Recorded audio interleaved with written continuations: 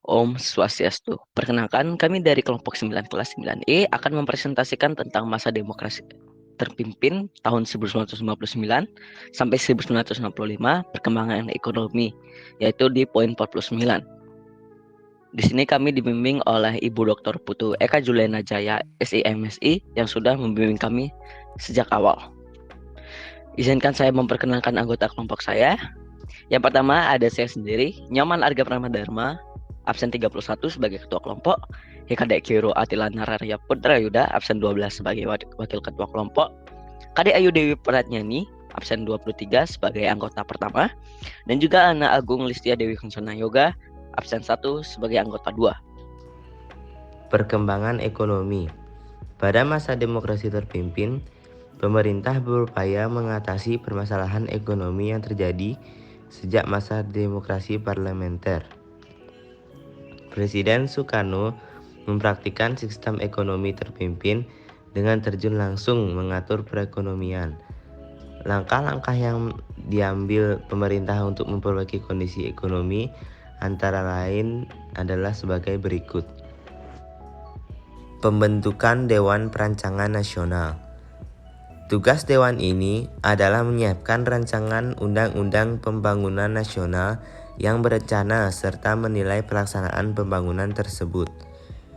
Dewan ini diketuai oleh Muhammad Yamin dengan 50 orang anggota. Pelantikannya secara resmi dilakukan oleh Presiden Soekarno pada 15 Agustus 1959. Pada 26 Juli 1960, Depernas berhasil menyusun sebuah rancangan undang-undang pembangunan nasional untuk tahun 1961 sampai 1969. Pada 1963, Depernas diganti namanya menjadi Badan Perancangan Pembangunan Nasional atau Bappenas. Tugas Bappenas adalah menyusun rencana pembangunan jangka panjang dan jangka pendek secara nasional dan daerah, mengawasi dan menilai pelaksanaan pembangunan, dan menyiapkan serta menilai hasil kerja mandataris untuk MPRS. Devaluasi mata uang rupiah.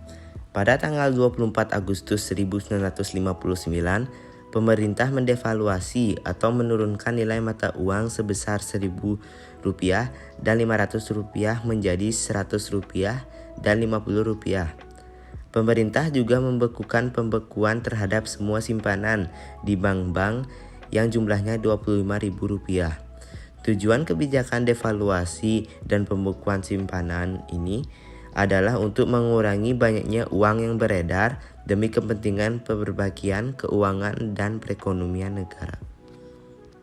Deklarasi Ekonomi. Pada tanggal 28 Maret 1963, Presiden Soekarno menyampaikan Deklarasi Ekonomi atau DEKON di Jakarta. DEKON merupakan strategi dasar dalam ekonomi terpimpin.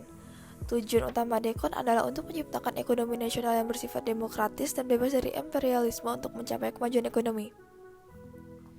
Mengingat tidak mudah untuk mendapatkan bantuan luar negeri, maka pemerintah Indonesia menyatakan bahwa ekonomi Indonesia berpegang pada sistem ekonomi berdikari atau berdiri atas kaki sendiri. Tetapi pada bulan September 1943, Presiden Soekarno menunda pelaksanaan DEKON dengan alasan sedang berkonsentrasi pada konfrontasi dengan Malaysia. Buruknya perekonomian. Upaya-upaya perbaikan ekonomi dilakukan pemerintah pada masa demokrasi terpimpin tidak menunjukkan hasil yang mengembirakan. Kondisi ekonomi memburuk karena anggaran belanja negara setiap tahunnya terus meningkat tanpa diimbangi dengan pendapatan negara yang memadai. Akibatnya ekonomi semakin terpuruk.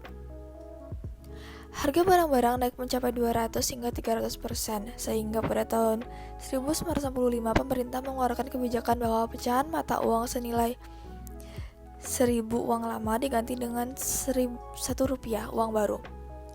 Hal ini menyebabkan mahasiswa dan masyarakat turun ke jalan menyuarakan Tri Tuntutan Rakyat atau Tritura. Cara mencegah penyebaran COVID-19. Yang pertama yaitu dalam menggunakan masker bila demam dan batuk serta terapkan etika batuk. Yang kedua adalah jaga jarak minimal 1 meter atau lebih dengan orang lain. Yang ketiga, hindari kontak langsung seperti bersalaman, cium pipi kanan kiri. Yang keempat, hindari kerumunan dan pertemuan berkelompok. Yang kelima, jika Anda tidak sehat, jalankan isolasi mandiri di rumah. Yang keenam, ikuti panduan resmi dan perkembangan informasi. Yang ketujuh, batasi menggunakan transportasi publik kecuali mendesak. Yang kedelapan, cuci tangan pakai sabun dengan benar atau gunakan hand sanitizer. Kesimpulan, pada masa demokrasi terpimpin, pemerintah berupaya mengatasi permasalahan ekonomi yang terjadi sejak masa demokrasi parlementer dengan terjun langsung mengatur perekonomian. Adapun beberapa langkah yang diambil oleh pemerintah seperti membentuk Dewan Perancang Nasional, devaluasi mata uang rupiah, dan deklarasi ekonomi yang menyebabkan bertambah buruknya perekonomian di Indonesia. Sekian presentasi dari kami kelompok 9 kelas 9E. Akhir kata kami ucapkan terima kasih. Om Santi, Santi, Santi, Om.